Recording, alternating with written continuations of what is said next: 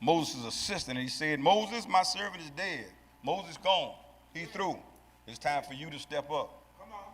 You know, that's what life is all about. There are folk in our lives that they've served their purpose, and now they're going to wherever God is going to use them. And now it's time for a new person to step up. It's time for a new person to step up and do what God has called us to do. He said, Moses, my servant, is dead. You've been watching Moses, but it's your time now. He says, Moses is dead, and therefore the time has come for you to lead these people, the Israelites, across the Jordan River into the land that I'm giving them. He said, I promise you what I promised Moses. I'm promising the same thing. What I promised Moses, I'm going to promise you, but now it's your time.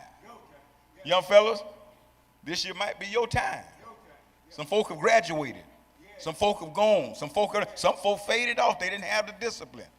But guess what? This year might be your year to step up. Might be your time to provide leadership. But it's going to take discipline. There's going to be some instructions that life is going to offer. There's going to be some instructions that life is going to give you. And you have to be disciplined to the instructions that have been given.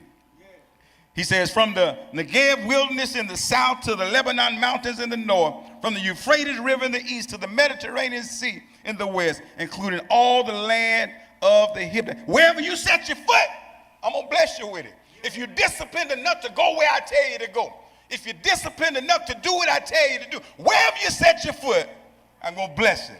But you got to be disciplined. You got to know the plan. You got to be patient. You can't do what you want to do, how you want to do it, when you want to do it, where you want to do it. God says if you go where I tell you to go, God says I'm sending you because I know that you can be successful. I'm not saying that the times won't get difficult and you won't have to cry sometimes. Sometimes you might want to give up. He says I'm not saying it's not going to be difficult. But God says if you go where I tell you to go, if you're disciplined, he says you'll experience